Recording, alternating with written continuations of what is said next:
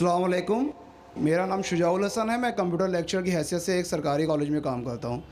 جناب، آپ سے ملا ہوا وقت بہت قیمتی ہے اور بہت ناکافی ہے، لیکن پھر بھی میں 2 سوال کروں گا. آپ سے گزارش ہے کہ جو آپ نے نیم بتایا اس کے علاوہ جا کے ان دونوں سوالوں کا جواب دے دیں، مہربانی ہوگی. پہلا جو ہے دہشت گردی سے ریلیٹڈ ہے کہ یہ جو ٹیررزم کے لیے ابھی ایک صاحب مستورات سے کوشچن آیا تھا، اس کا جو آپ نے جواب دیا میں اس سے بہت زیادہ جو ہے سیٹسفائی نہیں ہوا. آپ نے بش اور امریکی طاقتوں کو بہت بڑا ٹیررزم بنا کے، اور جو مین سوال تھا اس کا جواب نہیں ملا. میرا سوال یہ ہے کہ کشمیر کی انوسنٹ کلنگ یا افغانستان پہ جو آپ کے انفورس کر کے اسلام کو لوگوں نے کوشش کری، طالبان نے، وہ یا اسامہ بن لادن، ان تینوں کو اسلام اور قرآن کی روشنی میں جسٹیفائی کیا سکتا ہے یا نہیں؟ اور مہربانی کر کے دوسرا کوشچن بھی سن لیجئے. ایک سوال بھائی صاحب، ایک سوال جو رولز ہے اس کے اوپر کیے. بھائی صاحب نے کہا کہ اہم سوال کشمیر کے بارے میں نے جواب دیا ہی نہیں. بھائی صاحب وہ سوال میں کشمیر کا ذکر تھا ہی نہیں، آپ نے سوال ہی نہیں سنا. ویڈیو ریکارڈنگ ہے ادھر. اس سوال میں کشمیر کا ذکر تھا ہی نہیں. اس سوال میں یہ تھا کہ جو WTC کا وہ جہاد ہے کیا نہیں. میں نے کہا ہے، لیکن جہاد فی سبیل شیطان. آپ نے دوسرا سوال کیا کہ میرے نظر میں جو اسامہ بن لادن کر رہا ہے وہ قرآن اور حدیث کی روشنی میں صحیح ہے کیا نہیں. جو لوگ کشمیر میں جھگڑ رہے وہ صحیح ہے کیا نہیں. جو افغانستان میں کر رہے صحیح ہے کیا نہیں. 3 سوال، ایک سوال کے 3 حصے. میں پہلے کا جواب تو دے چکا ہوں، شاید آپ نے نہیں سنا، کہ اسامہ بن لادن قرآن اور حدیث کی روشنی میں صحیح کر رہا ہے کیا نہیں. میں تو اسامہ بن لادن سے ملا ہی نہیں. آپ ملے ہوئیں گے، میں نہیں ملا. اللہ تعالیٰ فرماتے سورہ حجرات میں سورہ نمبر 49 آیت نمبر 6 میں، جب بھی کوئی آپ کو انفارمیشن، کوئی چیز معلوم پڑتی ہے، خصوصاً اگر فاسق کے ذریعے ہے، تو اس کی تحقیق کرو. مجھے پتا نہیں، جو یہ CNN کہہ رہی ہے کہ اسامہ بن لادن نے WTC کو گرایا، اسامہ بن لادن تو کہتا میں نہیں گرایا. تو نہ میں اسامہ بن لادن سے ملا، تو میں یہ بھی نہیں کہتا اسامہ بن لادن قرآن حدیث پہ ہے یا نہیں ہے. اللہ عالم، اللہ عالم. اگر ہے تو جنت میں جائے گا، نہیں ہے تو نہیں جائے گا. مجھے ضروری نہیں کہ اسامہ بن لادن سے ملنا میرا فرض ہے، ٹھیک ہے نا. وہ آخرت کے دن میں فیصلہ ہو جائے گا. اللہ تعالیٰ آپ سے بھی نہیں پوچھے گا کیا وہ مجاہد تھا کہ دہشت گرد تھا. وہ اللہ تعالیٰ فیصلہ کریں گے. سوال نمبر 2 کہ کشمیر میں جو لوگ جھگڑ رہے ہیں کہ وہ قرآن اور حدیث کی روشنی میں ہے کیا نہیں. میں کشمیر میں لاسٹ ایئر 2003 میں تقریباً 1 سال پہلے گیا تھا.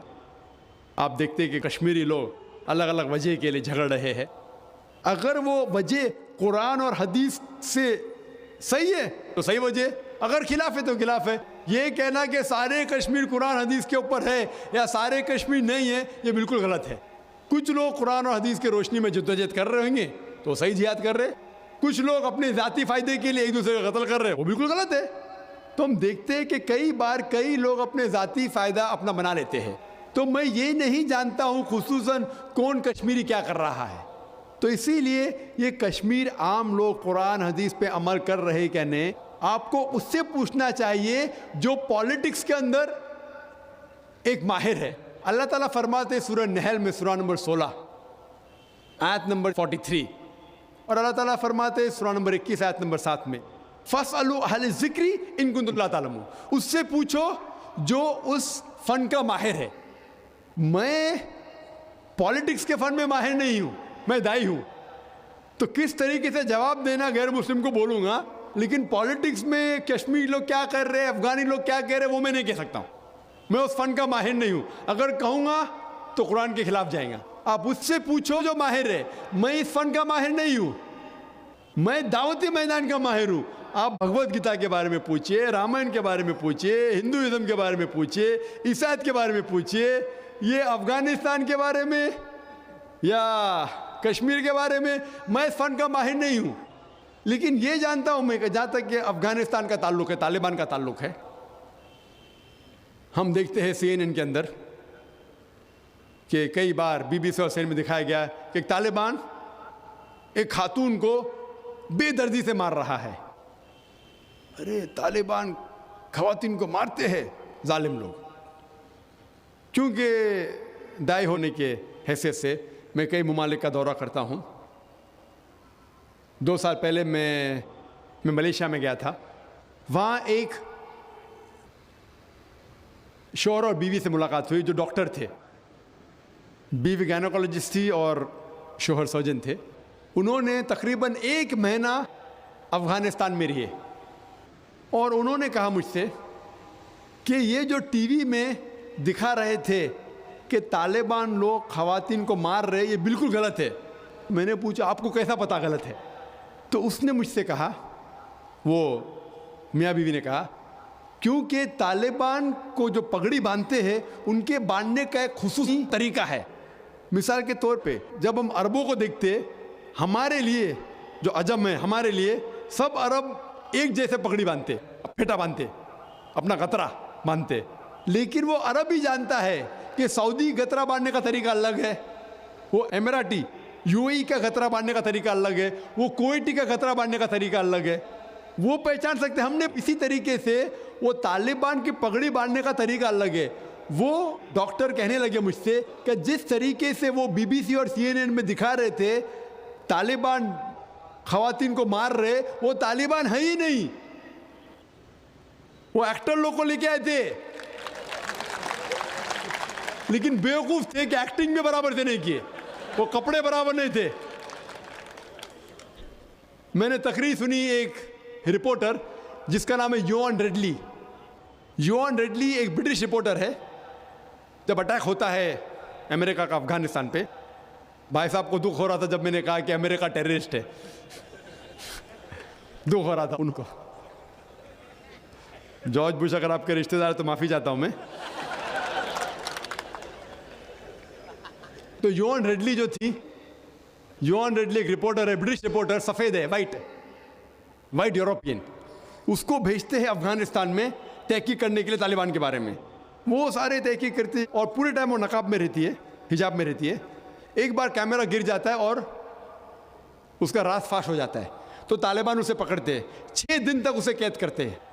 اور جس طریقے سے طالبان نے اس کے ساتھ برتاؤ کیا وہ اس لیکچر میں کہتی ہے کہ لوگ جب انہیں پکڑتے ہیں تو بولتے کون اس کے ساتھ ہے، تو آدمی کو لے کے آتے، پھر اس کو لے کے جاتے ہیں اور سب لوگ گھیر لیتے. تو وہ سوچتی ہے ابھی چند منٹوں میں یہ جاہل لوگ میرا قتل کر لیں گے.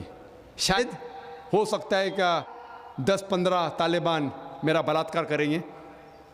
اس کے ذہن میں یہ سب جا رہا ہے، سوچ رہی ہو سکتا ہے کہ مجھے جھاڑ پہ سے لٹکا دیں گے. وہ ایک دم ڈری ہوئی ہوتی. 1 گھنٹے تک لوگ اسے گھیرتے لیکن کوئی بھی سامنے نہیں آتا. وہ سوچتے ابھی میری موت، ابھی میری موت. 1 گھنٹے بعد ایک افغان عورت آتی ہے اور اس کے جسم کی جانچ پڑتال کرتی ہے. پھر اسے پتہ لگتا ہے ہاں یہ لوگ سمجھتے ہیں کہ میرے پاس ہتھیار ہے. وہ اتنا تیش میں آتی ہے، اگر لوگ میں سے پوچھنا چاہیے، ہتھیار میں بولتی نہیں ہے. 1 گھنٹہ تک کہ میں تڑپ کے مر رہی ہوں کہ یہ آج مجھے ماریں گے. وہ تیش میں آ کے کیا کرتی ہے، اپنا اسکرٹ اٹھا لیتے، دیکھو میرے پاس ہتھیار نہیں ہے. جیسا اسکرٹ اٹھاتی ہے طالبان 180 ڈگری اس طرف دیکھتے اور بھاگ جاتے.